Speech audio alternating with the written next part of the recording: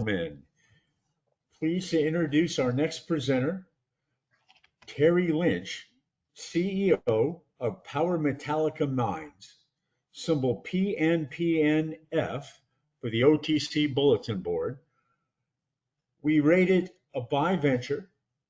We launched coverage with our analyst Jim Marone about 18 months ago, and it's been an enormously successful initiation for us. At the time, the stock was trading at about 16 cents a share, and today it's dramatically higher in the dollar range. And Jim has a target of $2.90. Now, a little background. They're a Canadian junior exploration company. They focus on developing the NYC polymetallic deposit in a carbon neutral and source of critical materials zone.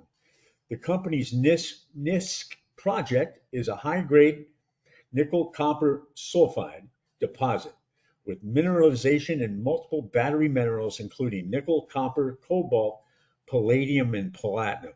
So we're honored to have the CEO, Terry Lynch, take us through the presentation. Go ahead, Terry. Great, Robert. Thanks so much for having us. Looking forward to giving everyone an update. So it's polymetallic discovery. So what does that mean? Really, it just means multiple minerals. So as Robert mentioned, primary mineral is copper, but it also has a large amount of nickel, platinum group elements, platinum, palladium, and gold and silver. So it's a rich deposit, discovery mineralized area. We'll walk you through where we found it and why it's likely to grow.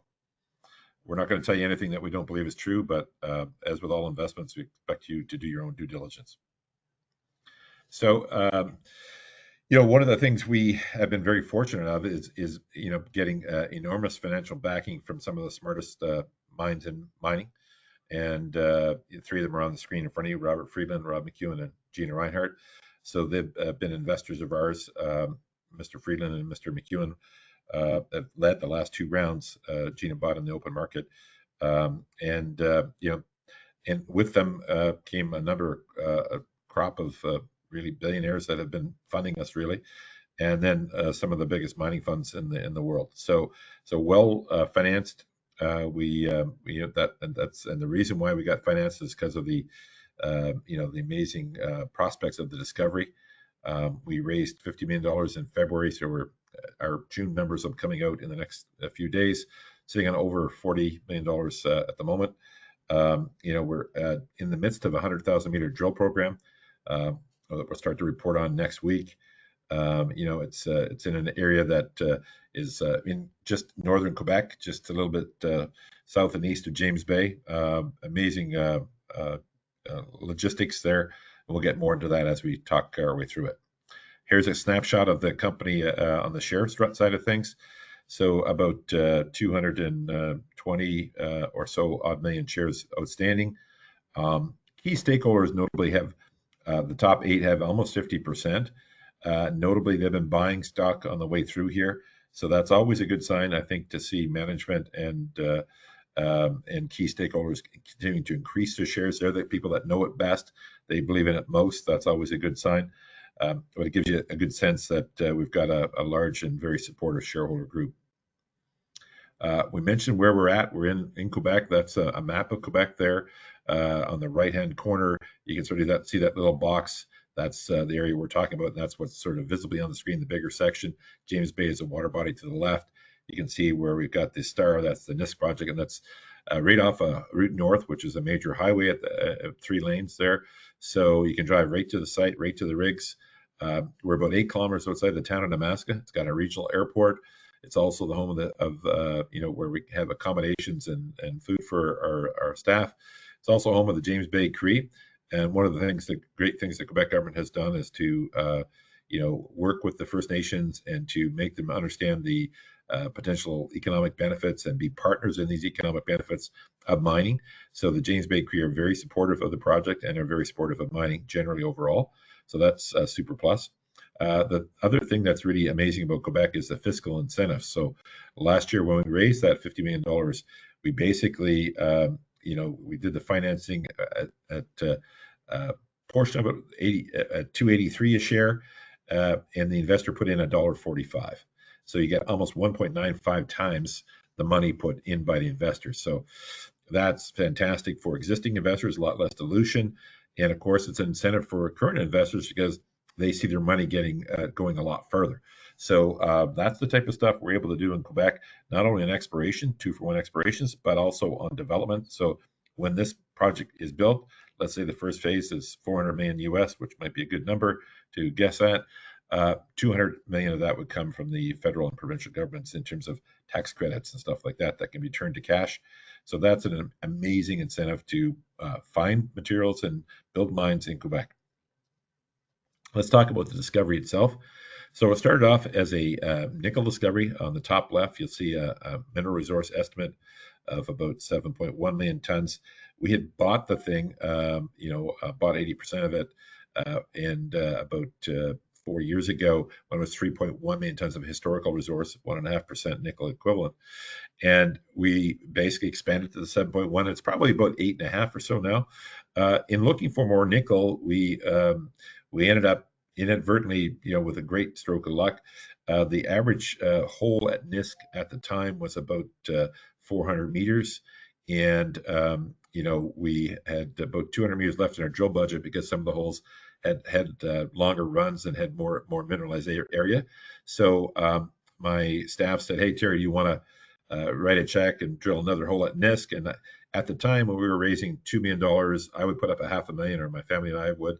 Our peers and friends would put up $500,000 and would do the 2-for-1 with the Quebec flow through and get $2 million to work with. So for every dollar we would put in, we get like 4 to work with. So I said, guys, I don't want to write a direct check. I'd rather write it through the market. So I said, what do we have for 200 meters that we could move the project along and be productive? And they said, well, look, we've got this project up in the northeast corner of our land package that looks exactly like NISC. It's a ultramafic at surface, EM, highlight, and we think it'll probably be another nickel sulfide project. So we drilled it, and as luck would have it, or God's grace, whatever you call it, we hit the jackpot. So we hit this amazingly successful thing we call the line zone. There's an example of 5 of our top holes, just running through the numbers, 21 meters of ultimately almost 8% copper equivalent, and truly staggering numbers, really. And that's done at 950 platinum palladium pricing, so that's now around 1200 or so. So it's even better than that at the moment. So very rich, very high grade zone, and that transformed our understanding of the project. So when we went out and raised the $50 million at the end of February, in a very tough mining market, the mining market it's starting to heat up now, but back then it was a struggle, and we got that capital when others didn't. And the reason why we did were these next 2 slides. So this first slide is sort of positioning our company, Power Metallic, against some of our, what I would call, our peers.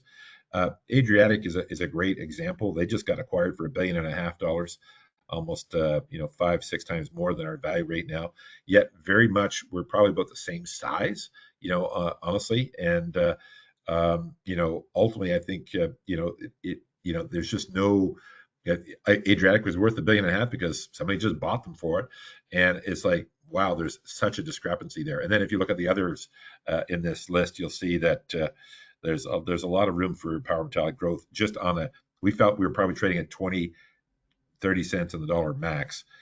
So that's one reason why people were inspired to invest in Power Metallic, which was at $1.45 a share, which is what the investment was done at the end of February, which is sort of where we're at today. And the other reason why they invested was that this is just the start of the game. We've already made a great discovery, but the likelihood is there's going to be a lot more of it. So this slide speaks to that. So this is one of the takeaways of making that copper discovery on top of the nickel was that we had a very particular type of discovery. It's called an orthomagmatic nickel copper PGE deposit. So they're super rare deposits. There are only about 20 of them in the history of the world. All of them become major mines or super major mines. A major mine has 1 million tons of contained metal. A super major has 10 million tons. So examples of super majors would be Norilsk, Sudbury, Olympic Dam, these types of things. So these are monster mines, and they're the world's most profitable mines. The interesting observation that Steve Beresford, who's on our board, who is our thought leader on the geology side, we'll come to him in the team section, but he had been chief geologist at First Quantum, and then at MMG, and then later chief scientific officer at IGO, three successive multi-billion-dollar companies. So his only interest is really looking for these types of orthomagmatic nickel, copper, PG deposits. So this is his creation, this triangle, and basically Oktyabrsky is the heart of Norilsk. It's about a kilometer in a square, and it's got over $1 trillion worth of metals in the ground. So it's the only $1 trillion mine in the history of the world. And Lion Zone is actually richer than it, but we only have 20 meters. So obviously we're trying to scale that over a number of more kilometers to get to something, even just a fraction of Norilsk would be fantastic. But Norilsk is the world's greatest mine. So it's an amazing sort of thing. Now, what's interesting, all these orthomagnetic discoveries, one of the observations Steve made is that for every ton of copper sulfide you find 5 tons of nickel. So right now at the Lion Zone, we're probably at and at NISC overall, we're probably at 1.5 tons of copper for every ton of nickel, and soon to be 2 tons of copper to 1 of nickel. So what does that mean? Well, in addition to finding a lot more copper, we're going to find a lot more nickel. We just stopped looking for the nickel. It's not that, because copper is $500 and up a ton, for this particular grade, and the nickel is sort of like 200 to 225, 250. So obviously you put your money where you're going to get the highest revenue for discovery. So that's what we're focusing on. But it's inevitable this is going to be a much more sizable project, right? This is probably a fairly good slide to sort of look at. That's us right now. Our nickel component is 7.1 million tons. That's a MRE. The shaded area around it, the 16.5, is one of the analysts and partners out of London that says we have 9.4 million tons of 7% copper. So you're in that 16 million in change range. Sakatti is actually just upgraded their resource from 40 million to 150, but when this slide was done, it was 40. So we sort of saw ourselves as always, for sure, in our mind, getting to at least a Sakatti level. And then he said the upside is Voisey's Bay. So, I mean, that I think is sort of pretty serious upside to have, and you're not paying for it, right? The other thing that I think that is interesting is that it's a great time to be looking at metals investment overall. You're seeing presidents like President Trump talks about it, Prime Minister Carney, the heads of states. You're seeing, Ukrainian critical mineral deals. I mean, critical minerals are the buzzword, and yet it's getting no love in the market. So the commodity to equity ratio has never been higher. So you got equities very frothy, like the Nvidias and all these tech stocks, and the mining stocks, which basically supply, what we actually really need to build iPhones and computers and electric power cords and transportation systems. So all of the things that we really need in the world come from a mine, or they come from farmers growing it. So commodities are at a really big low, and it's likely they're going to rip back. And when they rip back, that will be spectacular for the markets overall. We talked about the team briefly. Steve Beresford, obviously the geologist that we mentioned. Joe Camel is our VP of Exploration. He's with a company called GeoVector that we work closely with. Joe's our VP of Ex. GeoVector is like the second or third biggest geological consulting firms in the country, and it's allowed us to grow rapidly and with a very experienced and skilled workforce that we couldn't otherwise have gotten as a young junior. So we've been really blessed with that, and so that's really helped us to grow fast. The rest of the management team brings various skill sets, whether it be Peter Kent, who's a retired corporate lawyer, Greg, a retired corporate lawyer and investment banker, Les, a successful businessman, and then our some of our team members, Duncan on the IR side and Jimena running our Chile operations. We raised the 50 million, as I said, in February. Again, for the reasons we outlined, the great discoveries. And then what are we spending the money on? Well, we're spending the money on doing some very groundbreaking research. We've done a lot of gravity and EM surveys, and we've been using a new technique, or not a newish technique, but one that hasn't been as popular. It's the borehole EM, but it's really working well here. And basically what happens with a borehole EM is it just, when you drill a hole, and let's say the hole is 500 meters and you're testing a target, after you drill and tested the target, hopefully positively. You send down a tool that goes down and it sends a charge out, and it basically identifies within 150 meters another sulfide body. Okay, so the sulfides are carrying the minerals here. So if a sulfide body is reactive, it's because there's minerals in it, and then we know that that's another good target for us. So that's what we've been using, and that's why we've been very successful with our drilling success, sort of like hitting on 50% of our holes. So that's fantastic, and this type of success has allowed us to understand the area up there in terms of geophysics, geology, and then the magnetics. And as a result, we sort of developed a recipe for what we thought would be a successful potential mine in the future. And we identified that we really didn't have enough land. We had a nice package, but we thought, wow, we could use a lot more. So we ended up making a deal with a company called Lift, and we acquired almost 3.5 times our land package, and that has been great. So that's that piece there, and that will greatly enhance our ability to. We think there is 8 targets on this map in front of us. 7 of the 8 are now owned by us, and we're rapidly exploring them. As important as it is to find minerals in the ground, it's important to get them out and get them out economically. So metallurgy is a very big part of mining, and it's an important part for investors to pay attention to because mining things can be shaped by that. So when you have a polymetallic mine, there can be some concerns with metallurgy. Luckily, with the high-grade polymetallics, that's not the same. It's not the way it is. And we've done some recent tests. We had a press release out about 3 weeks ago or so, which spoke very positively to the metallurgical testings that are happening right now. We're currently running, assuming an 80% recovery rate. I asked Robert Friedland before he invested the first time around what he thought we'd get for recoveries here, and he said at his polymetallic mine in South Africa, a lower grade one, he's getting high 80s and low 90s. He says he feels that we'll be able to do something similar. So I believe we will be as well. But it's important to note that we've got a full metallurgical study going on. It's going very well. We've had good initial success. Expect to report fully on this by the end of the year or in early Q1 of 2026. And talking about milestones to look for as an investor, basically we're ramping up exploration. We've got 4 rigs on the site right now turning. We've drilled about maybe 17,000 meters so far. We'll bring that to 24,000 by the mid-September, when we'll take a bit of a break called the Moose Break to allow our First Nations partners to hunt for a month, and then we'll be back in October 15th. And then we'll, at that point, have 6 rigs running. What will this do, the drilling? Well, the drilling is going to drive resource expansion. At the end of the day, you get paid for what you find in the ground, in terms of grade, and then also in terms of the metallurgy and being able to get the mineral out of the rock. What's going to allow us to expand is our land package is expanded, and that's that we're working on right now. The other thing that I think will be positive is we're going to be looking to move our main exchange in the U.S. to the New York Stock Exchange. We're in advanced conversations there and expect that to happen this fall, and that'll be a big milestone for us. As I said before, the metallurgical report would expect end of the year or early next. That'll be a big plus. We spun off our Chile operations and our project in BC that's quite prospective.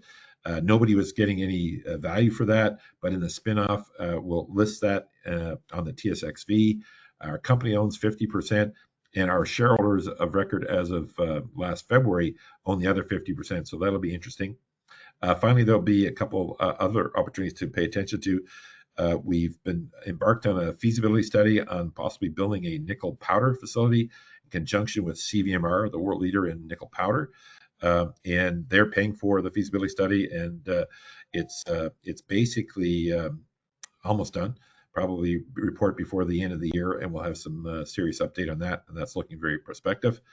And the final stage is we were recently awarded a major land package in the Kingdom of Saudi Arabia, which may sound a little bit surprising for people not familiar with the Saudi in mining, but mining is going to become a big thing in Saudi over the next number of years. It's probably one of the last great places on earth to sort of explore.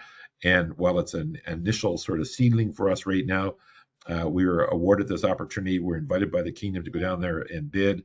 And they said, if you get the bid and are successful, we'll introduce you to the top 5 family offices in Saudi.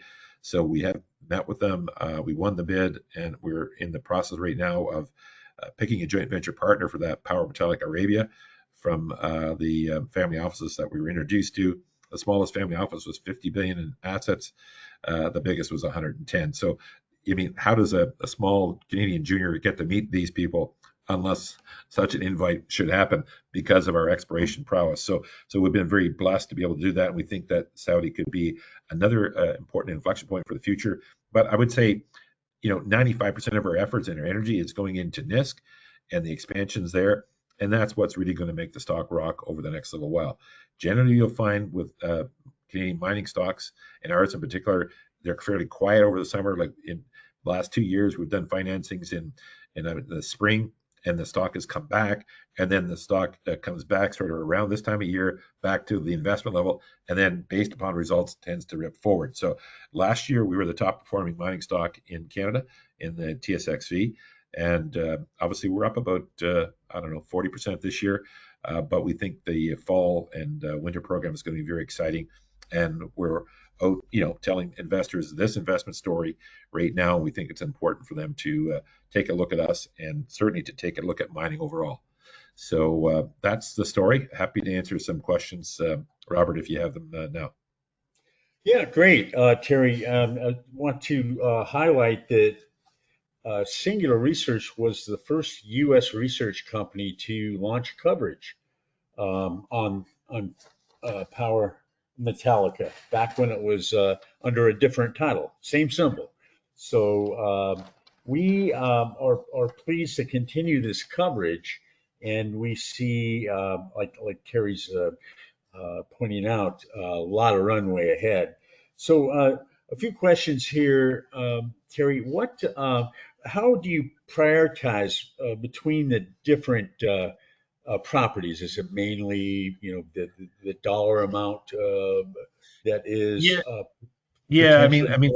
Yeah. For us, it's like we most of the investment, like I would say 90+%, 95, is going into our project at NISC, and generally we've got flow through money to spend between now and the end of 2026, and it's obviously delivering the most impact on the stock to the extent that it grows value there.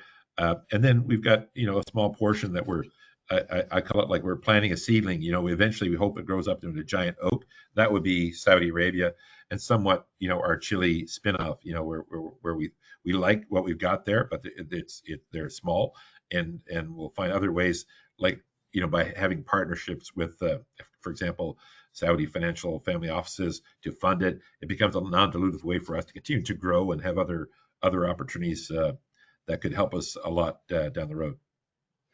Terry, what are some of the key milestones investors should look for over the next, say, 12 to 18 months? So, to the most part, it will be assay results. So we'll have assay results, we believe, next week, and then every 3 or 4 weeks for the next 18 months. And then eventually, other things to watch for is more land package acquisitions, moving to the new exchange, ultimately metallurgical report, and then eventually there will be a resource estimate.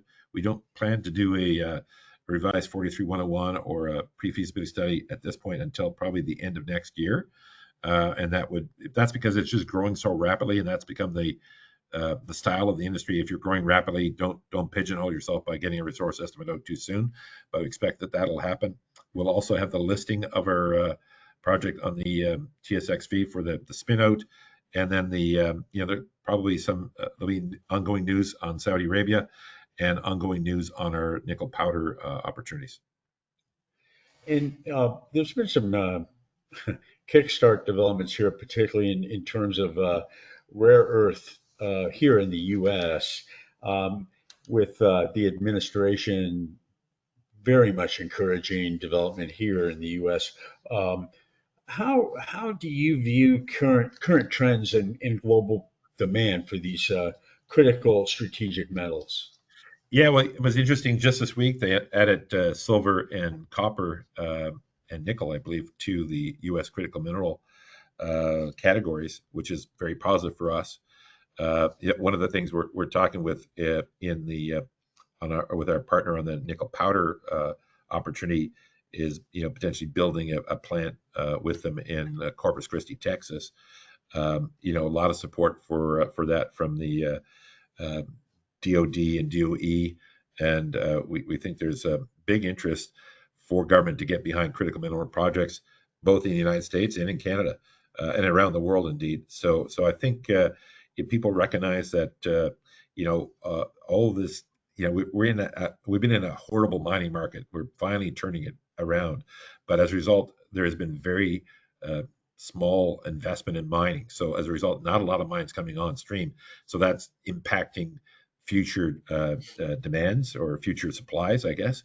And yet demand is growing through the roof. Like the energy needs alone for AI, and so energy has to be distributed. So you need a ton of copper wire to do that, and you need a lot of nickel, and you need a lot of lithium. There's a lot of things that you need a lot of if you really want to be able to use all these great innovations.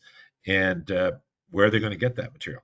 So this is the thing, and that's why there's China's got its Belt and Roads sort of initiatives, and America's got its initiatives now to help finance resource development both in America and around the world because they need to secure strategic supplies. So I think it's overall super bullish for the space in general, and obviously very bullish for us because we're polymetallic and we've got everything that everyone wants. And then we also have obviously a significant portion of precious metals, which is because of the inflation concerns, and you can see the rising price of gold and silver and platinum and palladium.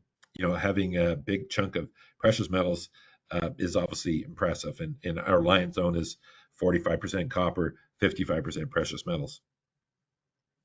I know I guess on President Trump's cabinet meeting press conference, he directly more than hinted at the shortage, stating that two and maybe three times more power is needed in the U.S. alone to meet these upcoming demands.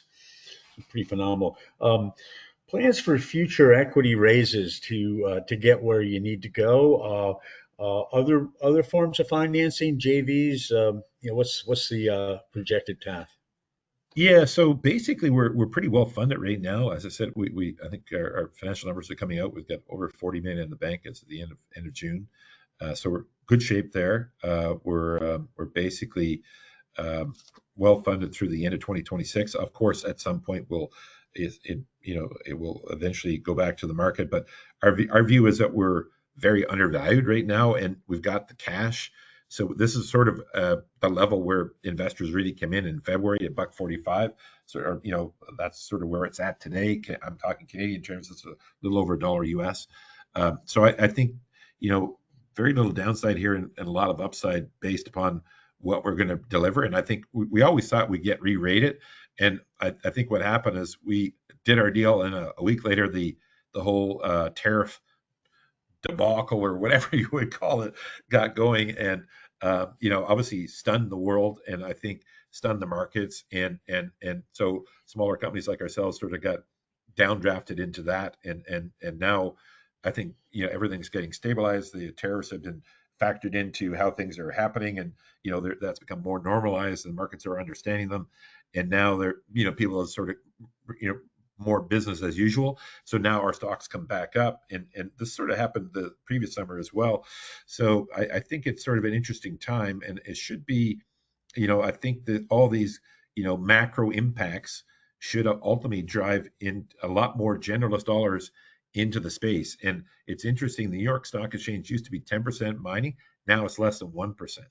So, it's likely that there's going to be more generalist funds come into the mining space, and there's not a lot of names out there.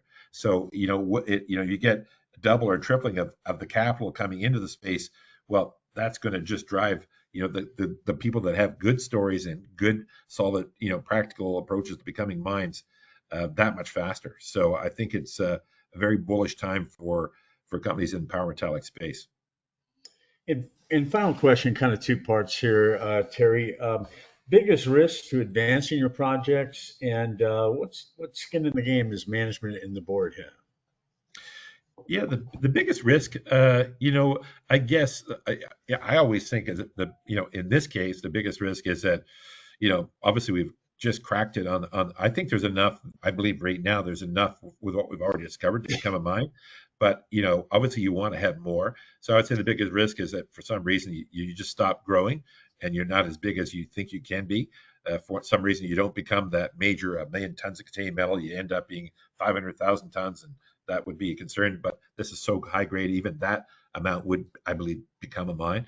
But that would be probably the thing that would be, the top concern. But as I said, I'm not worried about that. I really think we're going to find a lot more than that. The We're not worried about political risk in Canada. There's no real political risk. We're not worried about the risk of not being able to work with our First Nations partners. We have great relationships there. Obviously, sometimes that NIMBY risk is a big issue, and you only can look in your own country, several stalled economic mines that are not going ahead because of not in my backyard. That's not an issue here for us.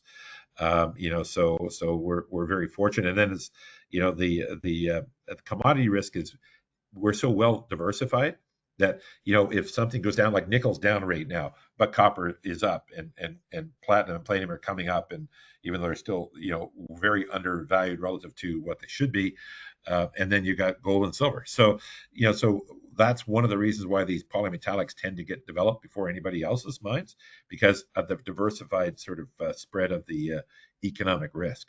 So I think we're in good shape on the risk side of things.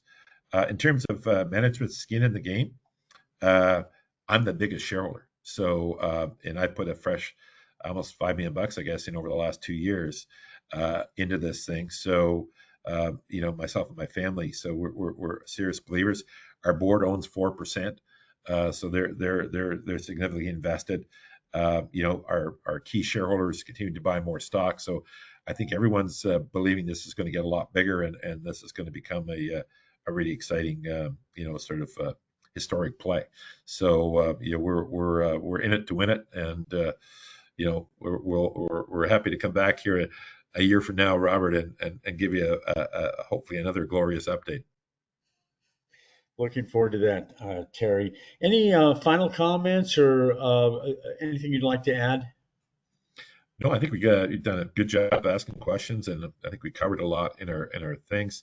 I think if people want to stay up to date with the story, best way to do that is go to our website, powermetallic.com, and there's you can sort of join there's a very easy join button. Put your email in there. We won't harass you. We'll send you good updates of information, press releases, so you can stay in touch with the story. And we do lots of interviews as we break news and go from there.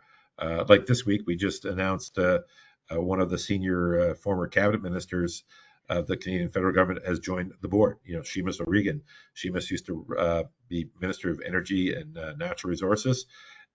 Before that, he was Minister of Indigenous Affairs and several other ministries. So very, very accomplished individual, super smart guy, East Coaster like myself, a St. FX grad like myself, but very practical guy to work with. And he knows, as you build mines in countries, governments are part of it.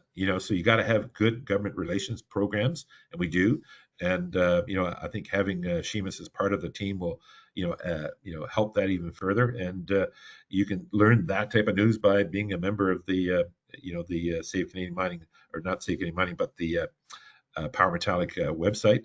And we'll keep you posted as we go.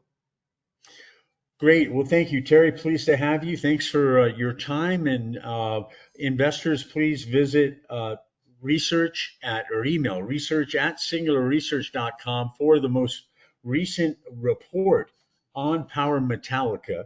And again, in US dollars, our target is $2.90 in US. And I believe that's probably 450 Canadian, right in there, I think, ballpark. Yep. Depending on what day it is. So thank you again very much, Terry, and we look forward to your future successes. Thank you. Thanks, Robert. Cheers for now.